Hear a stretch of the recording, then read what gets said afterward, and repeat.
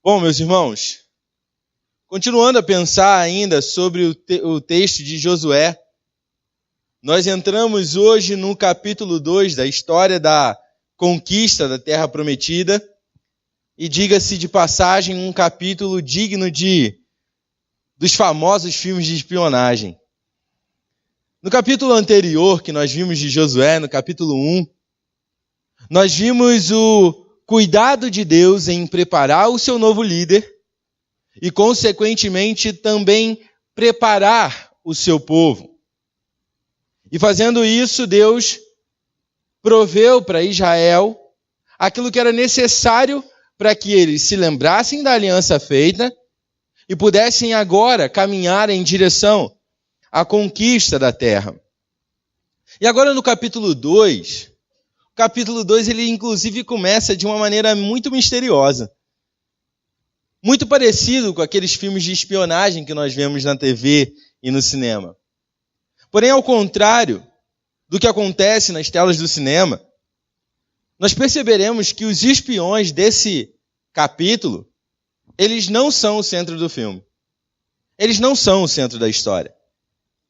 O papel principal desse filme é dado por Deus a um personagem improvável. Talvez o que a gente chutaria por último. E essa personagem inesperada é a personagem da Raabe, famosa Raabe. Nós vemos ela no Novo Testamento, na genealogia de Jesus. Nós vemos ela no Novo Testamento quando os apóstolos mencionam a fé dela. E é essa mulher que está aqui com o personagem principal da nossa história de hoje.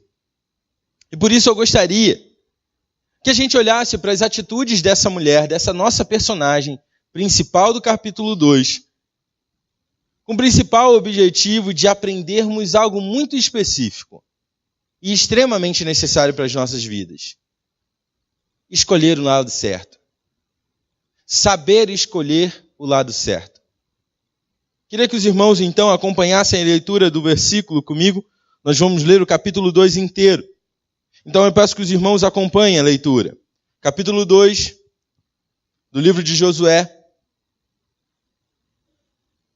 do versículo 1 até o versículo 24. A palavra de Deus diz assim: Então Josué, filho de Num, enviou secretamente de Sitim 2 espiões e lhes disse: Vão examinar a terra, especialmente Jericó.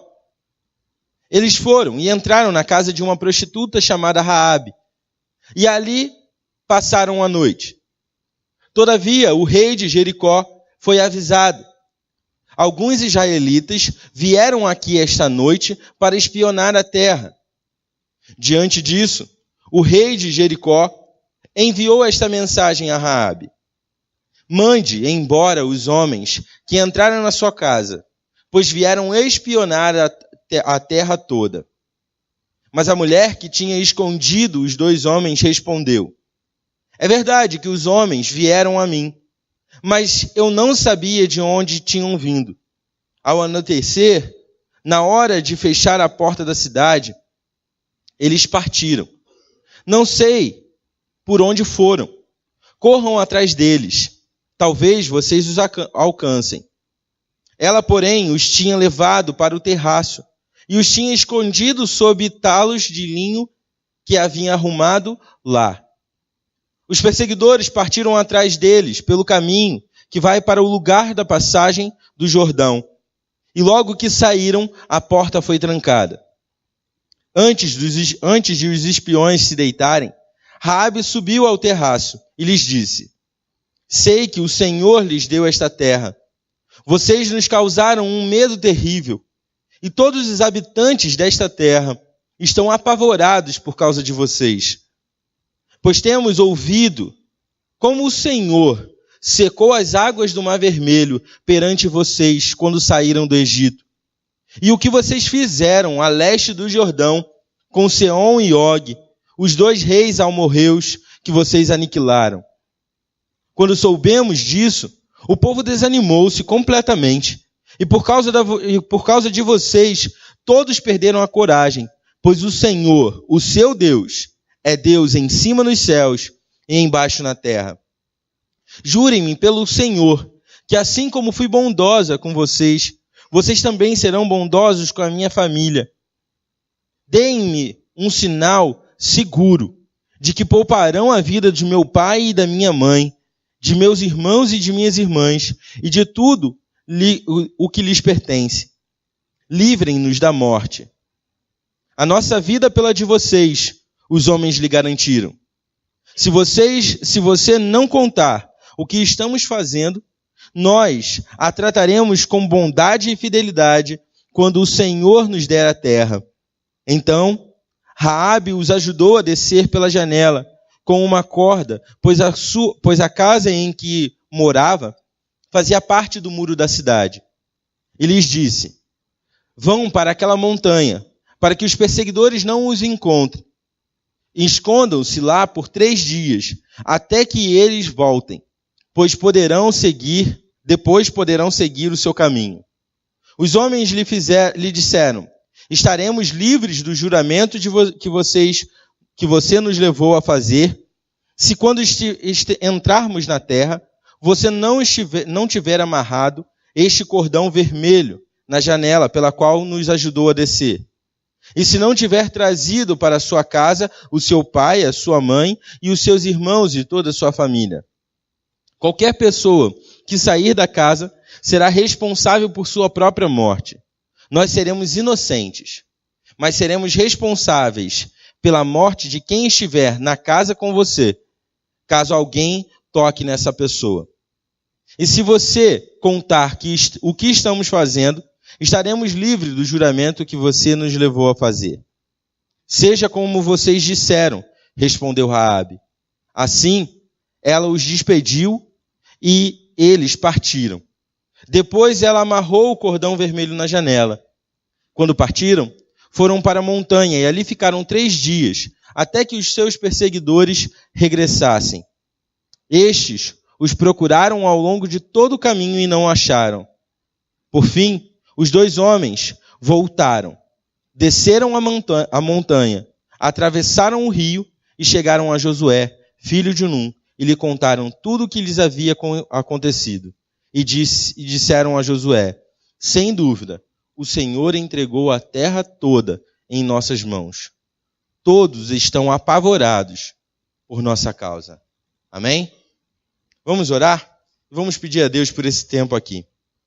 Oremos. Senhor Deus, nosso Pai, muito obrigado pela Tua palavra, muito obrigado pela oportunidade de podermos nos reunir aqui em prol de louvar e engrandecer o Teu nome por meio das nossas vidas, por meio dos nossos louvores, nossas orações e também por meio da Tua palavra. Pai, nós Te louvamos nessa noite e pedimos que o Senhor nos conduza por meio da Tua palavra a compreender aquilo que o Senhor deseja, que nós aprendamos.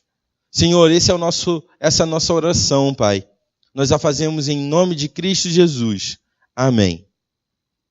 Bom, para a gente conseguir compreender direitinho o que está acontecendo aqui, eu prefiro separar esse texto em 2 blocos. O primeiro bloco que nós vamos ver, ele se encontra nos versículos de 1 a 8. E ele nos mostra desde o momento da entrada dos espiões israelitas em Jericó, até o momento que Raabe astuciosamente, pecaminosamente, despista a guarda, o esquadrão anti-espionagem do rei de Jericó. O versículo 1, ele começa da seguinte maneira.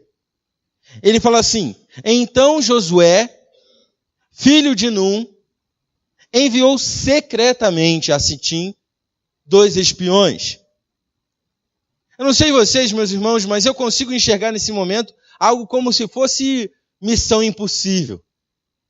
Esses homens aqui tendo uma missão de invadir uma cidade desconhecida para eles, onde eles teriam que chegar lá, tomar informações a respeito da cidade, com a finalidade de retornar para Israel e reapresentar o as suas observações ao seu comandante. Mas é interessante que esse secretamente serve para as duas formas. Tanto em relação à forma como os espiões saíram do leste do Jordão, quanto com relação ao povo, pois o povo de Israel também não sabia que os espiões estariam saindo. Apesar de algumas pessoas, alguns teólogos, questionarem aqui a confiança de Josué ao mandar esses espiões, como se Josué aqui estivesse desconfiando da vontade de Deus ou desconfiando do poder que Deus tinha de dar a terra para eles. Ao contrário disso, Josué ele está sendo justamente obediente. No capítulo anterior, na semana passada, nós vimos que Deus não financia o ócio. Eu falei isso para os irmãos. Deus queria que o seu povo confiasse plenamente que ele daria a terra para eles, mas Deus também queria que eles estivessem dispostos, prontos. E Josué está fazendo isso agora. Josué sabia que enviar um grupo de espiões ou uma dupla de espiões a outra nação poderia talvez causar alguma relembrança negativa ao povo daquilo que aconteceu no deserto com Moisés. Quando Moisés manda os 12 espiões e 10 voltam com uma notícia ruim e apenas Josué e Caleb dão uma boa notícia, algo que viesse de fato a encorajar o povo a assumir o compromisso de possuir a terra prometida. Pensando nisso, então, Josué faz o quê? Ele chama dois espiões que eram já treinados para isso. Não era a primeira vez que batedores iriam até nações batedores iriam até nações inimigas para observar. Não seria. E agora, mais uma vez, ele precisa dessa informação. Ele queria saber por onde entrar, como era a cidade, quantos metros tinha um muro. Ele queria saber o máximo de informação possível. Josué estava pronto para isso. Ele confiava que Deus daria, mas ele sabia também que ele precisava estar pronto para a batalha. E para isso ele manda esses espiões. Eu consigo enxergar aqui também, nesse momento, algo como Jericó sendo uma fortaleza intransponível até então. Eu consigo imaginar como esses espiões conseguiram entrar. Eles possivelmente ali, usando dos seus artifícios, talvez não aquilo que nós vemos na tela dos cinemas, né? Aquelas coisas mirabolantes, uma mochila a jato, sei lá, alguma coisa do tipo. Claro que não existia na época, mas certamente eles utilizaram das suas habilidades para entrar naquela cidade. Eles foram para lá com esse objetivo. Utilizaram talvez entradas escondidas ou entradas com um menor fluxo de pessoas, mas eles sabiam como entrar. Eles deram um jeito de entrar e entraram. Mas ao mesmo tempo também que a gente vê nos filmes de ação e de espionagem, nem sempre o plano dá certo, né? E aqui acontece a mesma coisa. Depois deles entrarem na terra de Jericó, depois deles entrarem na cidade propriamente dita de Jericó, o esquadrão anti-espionagem de Jericó já reconheceu eles. Percebeu que eles não eram de Jericó. Sabiam que eles eram espiões de Israel. E eles, atentos, já falam com o rei. Já dão aquela noção para o rei: olha só, rei, tem 2 homens de Israel. Eles entraram na nossa cidade e eles estão escondidos especificamente na casa de Raabe. E aí, então, nós vemos ali talvez um impasse, né? Quando a gente olha para os filmes de espionagem, nesse momento aconteceria o quê? O momento da ação, né? É onde os espiões serão perseguidos, vai talvez haver troca de tiros e uma perseguição implacável até que eles consigam se livrar. Mas não é o que acontece também. Ao contrário do que acontece nas telas dos cinemas, nós encontramos aqui a introdução de um personagem improvável. Eles então, sabendo dessa espionagem israelita, o rei manda eles até a casa de Raabe, onde eles tinham reconhecido que os espiões estavam. Então o esquadrão anti-espionagem de Jericó entra ali e conversa com Raabe. Nos versículos 4 a 6, nós vemos uma mulher cananita. E só para os irmãos terem noção, era uma mulher. Os cananeus, já por natureza, não gostavam dos israelitas. Essa mulher aqui, ela entra então aqui como um personagem principal. Outra coisa muito importante a gente saber: as mulheres no Antigo Testamento não tinham todo esse poder de evidência. Culturalmente falando, não. Então aqui é duplamente improvável. Uma mulher cananita, e além disso, o texto nos relata que ela também tinha uma prática de vida não louvável. Era uma prostituta. O texto aponta para todas essas características desse personagem, mas aponta também para o início de um desvendar da vontade do Senhor. Esses homens entram na casa dessa mulher que não tinha nada a dever a eles. Eles não fizeram nada para ela, para que ela precisasse retribuir. Eles nem sequer fizeram uma oferta tentadora para ela, para que ela pudesse ir contra a sua nação. Essa mulher entra em cena nesse momento. Ela estava consciente que esses homens eram de uma nação inimiga e que possivelmente trariam um perigo até ela. Mas mesmo assim, essa mulher cananita, prostituta, ela é usada por Deus para que esses espiões fossem poupados, para que esses espiões pudessem cumprir com o seu propósito. Essa mulher põe em risco a própria vida em favor de pessoas que ela nem sequer conhecia. Eu gostaria de deixar claro, irmãos, uma coisa bem que talvez muitos queiram discutir, mas que não existe discussão dentro do texto bíblico. E isso é em relação à atitude de Raabe em mentir. Deus, de maneira nenhuma, aprovou a atitude dela. Deus, de maneira nenhuma, autorizou e nem sequer ordenou que ela tivesse esse tipo de atitude. Raabe tomou essa atitude por conta própria. Ela não foi instruída por Deus.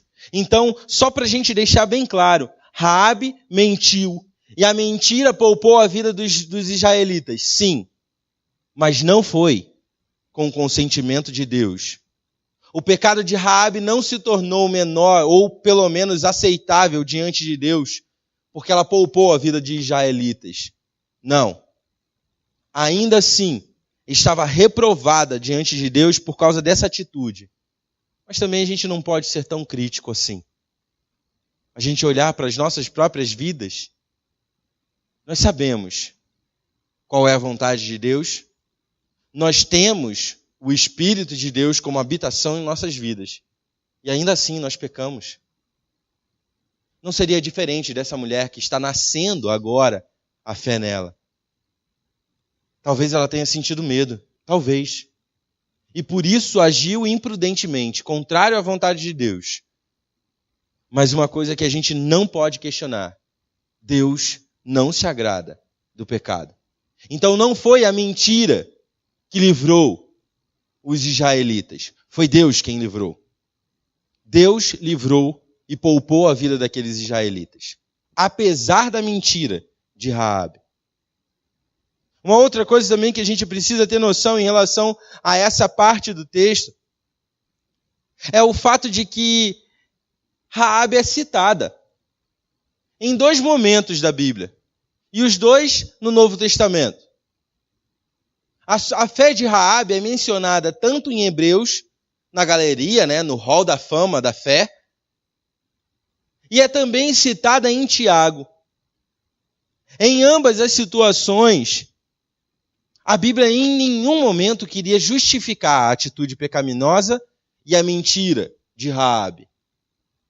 Mas a Bíblia olhou para o outro lado, a fé demonstrada por essa mulher, e ressaltou simplesmente a fé dessa mulher. Nós vamos ver posteriormente como que essa mulher demonstrou a sua fé. Mas os textos nos mostram isso. A Bíblia apenas ressaltou que apesar do pecado de Raabe havia crido em Deus, e Deus fez com que aqueles homens fossem poupados. Mas quanto ao fato de traição, quando a gente olha para a atitude de Raabe, poxa, Paulo, talvez não seja tão louvável assim uma mulher dentro da sua nação trair a sua própria nação. Não é louvável. Talvez algumas pessoas possam falar isso a respeito de Raabe. Mas apesar disso, irmãos, com relação à traição de Raabe, com relação ao rei de Jericó, é preciso que a gente note que no coração dessa mulher, agora, estava se iniciando um desenvolvimento de uma fidelidade ao rei de fato, que é Deus. Uma nova realidade de fidelidade ao rei celestial e não humana. Diante dessa percepção, nós entendemos então que Raabe não conquistou a misericórdia de Deus pela sua mentira e que a sua traição não tinha nada a ver com relação a homens, mas sim a sua fidelidade a Deus. Na sequência, então, no versículo 7 e 8, nós vemos esse primeiro bloco sendo encerrado. Quando Raabe vai até o local onde ela havia escondido os espiões israelitas, e ali ela inicia um diálogo. E talvez esse diálogo seja um dos mais bonitos em relação à confissão do Antigo Testamento. No segundo bloco, os versículos de 9 até 24, o versículo já começa com uma declaração de fé impressionante que vem por meio de uma espécie de, inclusive, de desabafo. Essa mulher chega até esses israelitas e apresenta algo impressionante, louvável. Ela demonstra uma fé invejável. A declaração de Raabe diante daquela realidade onde os espiões de Israel estavam ali em frente a ela é: meus amigos, eu quero que vocês saibam uma coisa. Eu sei que Deus, o Deus de vocês, deu essa terra para vocês. A primeira afirmação de Raabe, ela encontra um paralelo direto às promessas do próprio Deus ao povo de Israel. Essa mulher demonstra uma convicção, uma certeza de que o Deus de Israel havia prometido para Israel a possessão da terra e ela tinha isso como certo.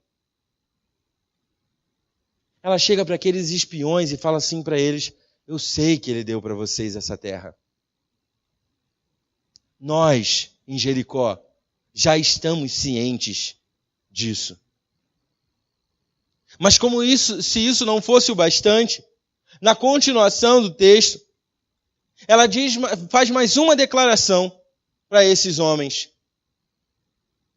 Eu sei também que ele secou o Mar Vermelho. Nós ouvimos falar.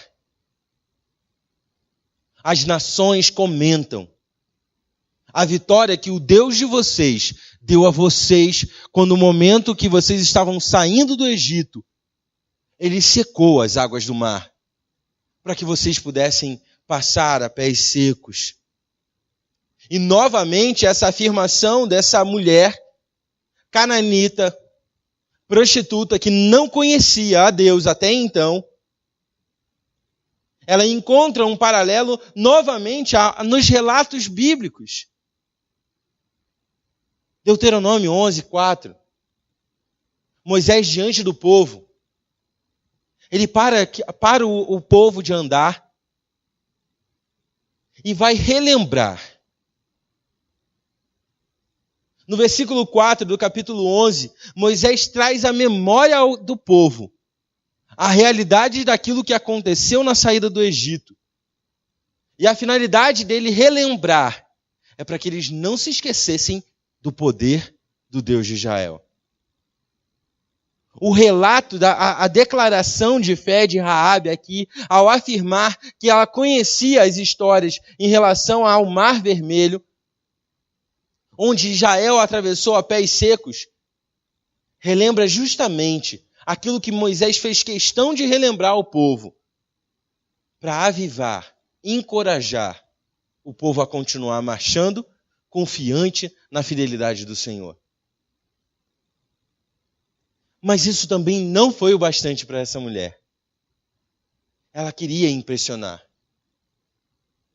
E na continuação dos versículos, ela fala assim: nós sabemos também o que é estar contra vocês. Nós ouvimos a história de Seom e Og. E só para os irmãos lembrarem, a terra leste do Rio Jordão, aonde o povo de Israel estava acampado nesse momento, antes de entrar, era uma pequena parte apenas daquilo que era posse de Seom e Og. Eles estavam acampados justamente no local onde eles aniquilaram os reis, deixa eu lembrar aqui, para não falar besteira. Amorreus, obrigado. Os reis amorreus. Eles aniquilaram. Mas qual foi o motivo da aniquilação daquele povo? Se você voltar para o texto, para aquilo que a palavra de Deus diz em Números 21, do 21 ao 35, nós olhamos ali o relato do povo de Israel indo até o rei Seom, pacificamente, pedindo simplesmente: rei, a gente não vai tomar nada da sua terra. A gente sequer vai tocar em um dos seus campos. A gente só precisa passar pela sua terra. Não vamos fazer mais nada. Mas Seom achou que poderia vencer o povo de Deus. E Seom fala assim: vocês não vão passar aqui. E além de falar isso, Seom manda até Israel um exército para lutar contra Israel. Mas o que ele não contava e o que ele não sabia era que Israel tinha um Deus que guerreava por eles. Então, olhando para essa história, algo muito próximo de Jericó, porque é justamente ali na beira do Jordão, do outro lado do Jordão. Eles ouviram as histórias. Eles sabiam que era verdade. Eles sabiam que Israel tinha entrado nas terras de Seom e aniquilaram aquele exército inteiro, tanto de Seom quanto de Og. E ela fala para eles: a gente sabe da história. Vocês aniquilaram eles. Certamente, essa mulher aqui está confessando que ela confia, que ela não tem dúvida de que Deus daria de fato a terra para Israel. E por isso, quando a gente olha para a última declaração dessa mulher, em relação a esse Deus de Israel, nós vemos algo maravilhoso. Raabe chega para aqueles homens e diante daquela realidade, depois de já mencionar que o povo estava abatido por conta daquilo que havia sido falado a respeito da nação de Israel, essa mulher chega na última das suas declarações e fala assim: eu sei que o Deus de Israel, ele é Deus não somente em terra e não somente em céu. Ele é Deus no céu e é também Deus na terra. Essa declaração de Raabe aponta para o reconhecimento dessa mulher, desse personagem improvável na história de Israel, e aponta para um reconhecimento de presença íntima de Deus no meio do seu povo. Ela está olhando para aquilo que havia sido mencionado a respeito de Israel. Podia ser folclore. Podia ter sido Israel mesmo que começou esses boatos a respeito de si mesmo, com a finalidade de amedrontar as outras nações. Podia. Mas essa mulher não acreditava nisso. Ela sabia que era verdade. E essa afirmação deixa muito claro que ela reconhecia que o Deus de Israel era o único Deus. Porque ele era Deus no céu e também na terra. Ele era um Deus que é extremamente grandioso e que pode cuidar de tudo, mas é um Deus também que se relaciona com o seu povo e está presente com o seu povo e luta pelo seu povo, e por isso ela tinha convicção daquilo que Deus estava fazendo por meio da nação de Israel. Essa mulher compreendia. E talvez para algumas pessoas isso aqui não pareça uma declaração de fé. Mas uma pergunta precisamos fazer: por que somente Raabe fez isso? Talvez algumas pessoas possam dizer: não, mas Paulo, mas aqui é natural que ela faça isso. Ela estava com os caras ali. Ela podia, se eles invadissem Jericó e vencessem a batalha, ela estava livre. Se eles não invadissem, ela estava viva ainda do mesmo jeito. Ela só tinha a ganhar. Talvez algumas pessoas possam pensar nisso. Mas por que o restante do povo, ouvindo essas realidades, ao invés de confessarem Deus de Israel como o Senhor sobre todos, se lamentaram, se abateram e se entristeceram? Essa mulher mostra que, de fato, ela compreendia quem era Deus. Apesar de ser um início de fé, apesar daquilo de ser apenas uma nova convertida, ela reconhecia que o Deus de Israel, ele tinha o poder para dar a terra de Canaã nas mãos dos israelitas. Essa mulher, com certeza, irmãos, ela demonstrou a ação, a confiança dela em ação, quando ela protege esses israelitas. Apesar de ter feito isso de maneira errada. Mas ela demonstra que ela queria compreender a realidade desse Deus de maneira mais próxima. Essa declaração se torna algo que deveria ser para a nação de Israel algo contrastante. Porque se olhamos para o relato de Números 14, aquele relato onde eu falei para vocês que os espias, os 12 espias retornam da terra e dão aquela prova de desconfiança em Deus, essa mulher, que era uma mulher cananita, que nunca havia tido um contato direto com Deus de Israel, confiou que Deus era Deus no céu e na terra. E, portanto, ele tinha poder para dar a terra a quem ele quisesse. Por isso, irmãos, ela é capaz de arriscar a sua própria vida, ajudando esses espiões e indo contra o seu próprio povo, fazendo a escolha certa. escolhendo o lado certo.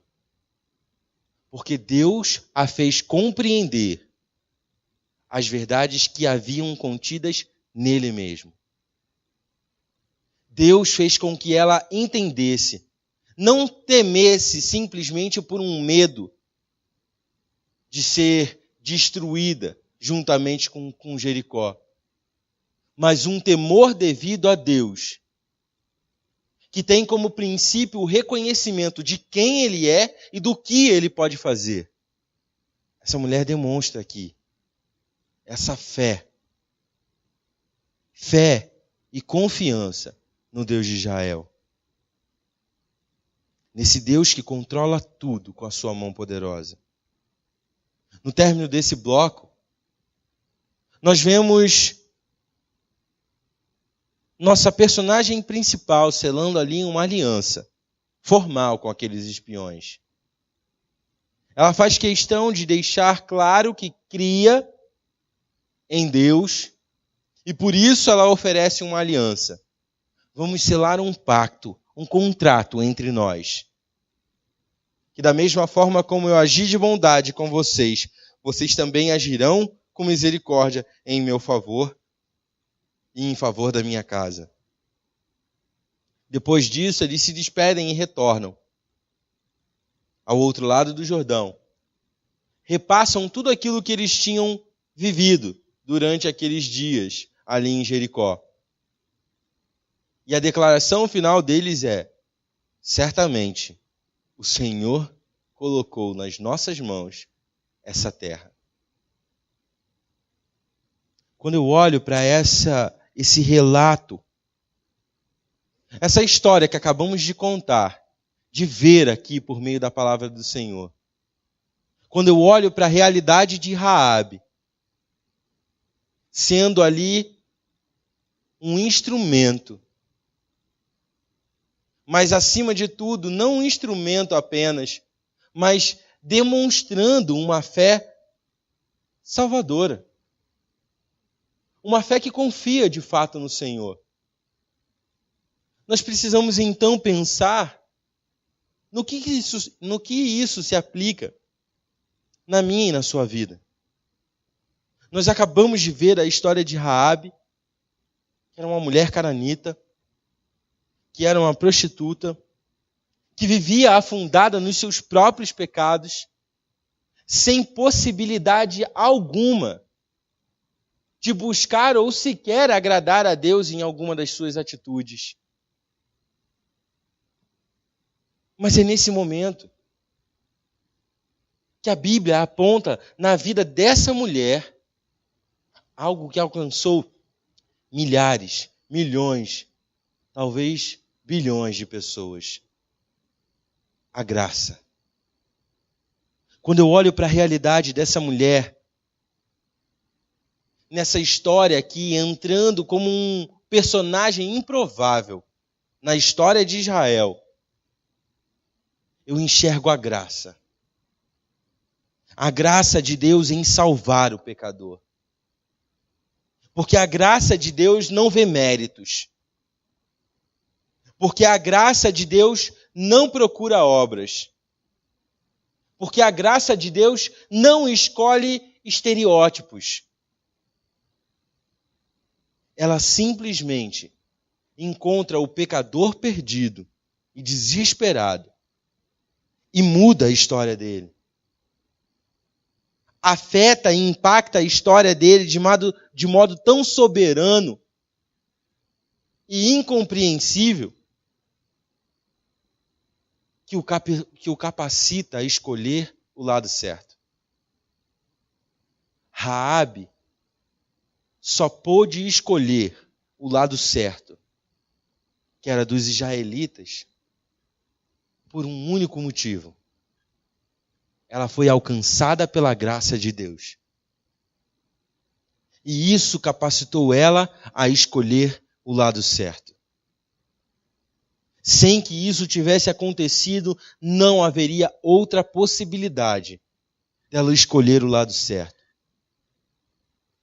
Meus irmãos, com toda certeza, o exemplo de Raabe nos prova que a graça de Deus alcança quem ela quiser, aonde a pessoa estiver, desde a mais alta realeza até a pessoa no mais profundo poço.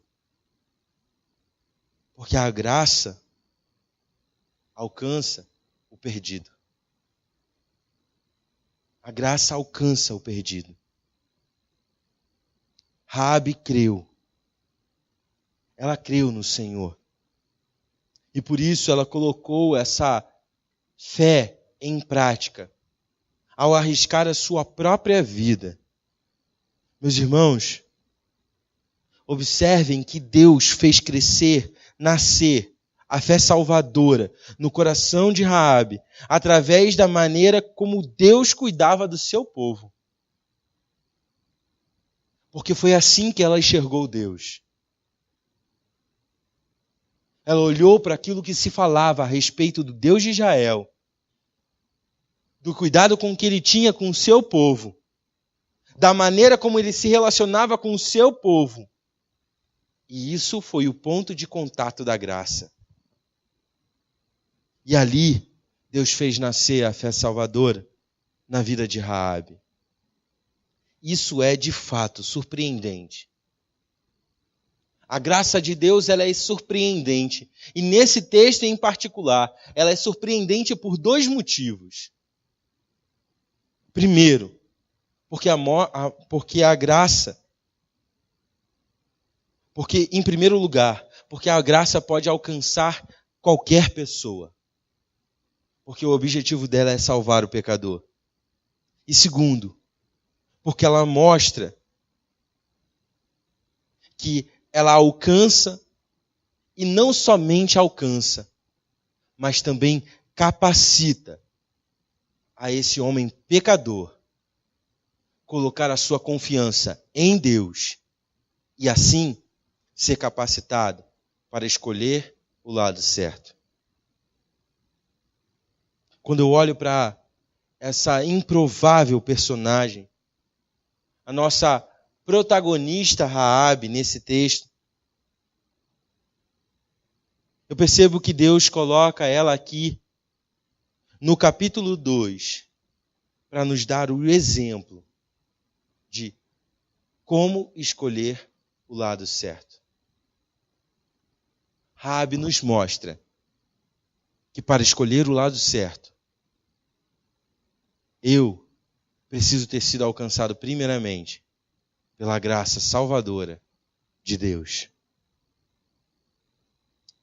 Meus irmãos, diante dessa história inteira que nós acabamos de ver, e do desenrolar e das implicações que ela tem nas nossas vidas, nós precisamos nos lembrar que o que faz com que a gente escolha o nosso lado certo, seja no trabalho, talvez quando o seu patrão te pede algo que não condiz com a atitude de um crente, talvez na sua casa, na forma como você trata o seu esposo ou a sua esposa, na forma como você trata o seu filho, os seus filhos, talvez na sua faculdade, quando você tem a oportunidade de ser luz lá, talvez na sua escola, nas suas amizades. O que faz com que a gente escolha o lado certo nessas ocasiões é saber que Deus me capacitou para isso. Nenhuma dessas atitudes viriam de mim sem que Deus fizesse brotá-las na minha vida. Porque somente por meio da graça, o homem pecador pode deixar de ter atitudes pecaminosas, para poder assim ter atitudes que demonstram que ele escolheu o lado certo. Somente por meio da graça. Sendo assim, quando deixamos de olhar para Deus como sendo um Deus todo-poderoso, Senhor sobre todas as coisas, dificilmente nós reconheceremos Ele como bondoso, paciente, Salvador. E, consequentemente, isso nos levará a não fazer a escolha certa. Quando deixamos de enxergar Deus dessa maneira, como Ele de fato é, aquilo que Ele é e representa nas nossas vidas, quando deixamos de ver Deus dessa maneira, nós teremos com certeza dificuldade de enxergar como um Deus que orquestra todas as coisas para o bem daqueles que o amam. E, naturalmente, o que virá depois disso é uma escolha errada. Precisamos trazer a nossa lembrança constantemente a verdade que é Deus nos céus e na terra. Precisamos trazer isso, essa realidade, constantemente, todos os dias, à nossa mente. Porque quando deixamos de reconhecer que Deus é Deus nos céus e na terra, nós escolhemos o lado errado.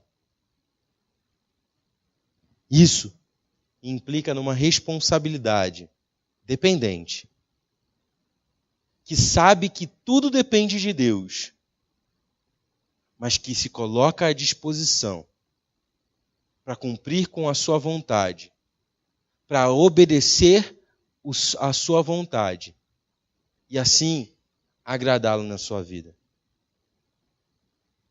Não tem como a gente escolher a opção, o lado certo, se não reconhecemos ainda quem Deus é e o que Ele fez. Não tem como, irmãos.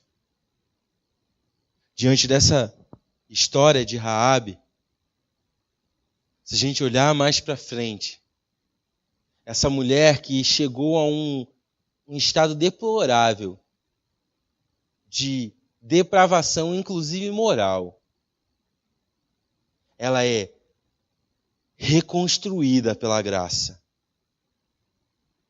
É dado a ela um lugar de destaque, como um exemplo de fé na Bíblia. E posteriormente a isso, ela é colocada pelo próprio Deus dentro da genealogia de Cristo, porque se casou com um rei. Parece até um conto de fadas. Uma mulher improvável, numa situação improvável, com atitudes que não agradavam a Deus, é alcançada pela graça, reconstruída pela graça e recompensada pela graça. Essa mulher se torna uma rainha de Israel. A graça de Deus alcança qualquer um, desde a mais alta realeza até a mais profunda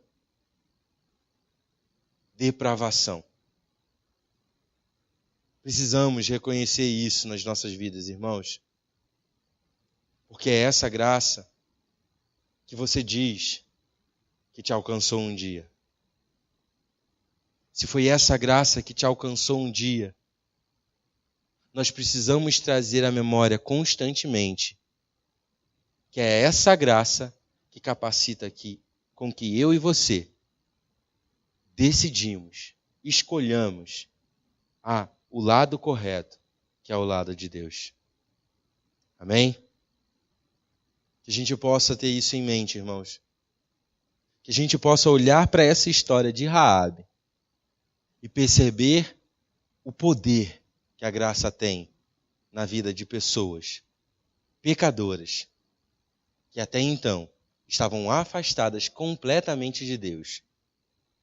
Essa graça reconcilia, transforma e faz com que a gente seja apresentado diante de Deus de maneira aceitável, justa e perfeita, porque foi Ele quem fez, não nós. Amém? Vamos nos colocar de pé? Vamos orar e pedir ao nosso Deus que Ele nos faça compreender essa realidade cada vez mais. E que assim possamos honrar a Deus por meio das nossas atitudes conscientes, porque sabemos que Ele é Deus nos céus e Ele é Deus na terra. Oremos. Senhor Deus nosso Pai, nós te louvamos por quem Tu és. Sabemos, Senhor, que não somos merecedores de tamanha graça. Reconhecemos, Senhor, que por causa dos nossos pecados, seríamos incapazes de chegar ou de sequer buscar a Ti. Mas por causa da Tua graça, por causa do Teu favor imerecido na nossa direção, o Senhor nos alcançou de maneira miraculosa. O Senhor nos tirou do lamaçal do pecado. Nos limpou, nos deu vestes novas. Nos transformou, Senhor. Senhor, nós temos plena certeza de que para fazermos a escolha certa, necessitamos da capacitação que vem por meio da graça. E por isso, Deus, pedimos que o Senhor nos ajude a reconhecer a Tua graça todos os dias na nossa vida. Que o reconhecimento da graça sirva como um filtro nas nossas vidas. Que em cada situação eu possa olhar para a Tua graça, por meio da lente da Tua graça, e enxergar que somente por ela eu posso respirar para a honra e glória do Senhor. Somente por meio dela eu posso viver para a Tua honra e para a Tua glória, escolhendo o lado certo. Deus, o exemplo de Raabe nos mostra claramente que o Senhor fez isso na vida dela. Que o Senhor alcançou ela por meio da Tua graça soberana. E que por meio dessa graça o Senhor a capacitou a escolher obediência total a Ti, Senhor. Senhor, a vida de Raabe nos mostra um exemplo de fé extraordinária, mas também aponta para o poder que a Tua graça tem na vida de pecadores. Porque a Tua graça alcança quem ela quer, no momento em que ela quiser, da forma como ela quiser, e assim transforma em um pecador em um filho Teu. Faz que alguém que era Teu inimigo se torne amigo e amado por Ti. Faz que alguém que não tinha sequer expectativas de recompensas receba de Ti a maior recompensa de todas, que é a salvação em Cristo Jesus. Senhor, nós Te louvamos pelo exemplo que nós vemos em Raabe e pedimos que o Senhor nos capacite a demonstrarmos uma fé confiante em Ti, tal como ela fez. Porque o Senhor é Deus, nos céus e na terra. Somos gratos a Ti, Deus, e nós oramos assim, em nome de Cristo Jesus. Amém. Os irmãos podem se assentar, tenham o seu momento de oração silenciosa, e eu estarei à porta para cumprimentá-los.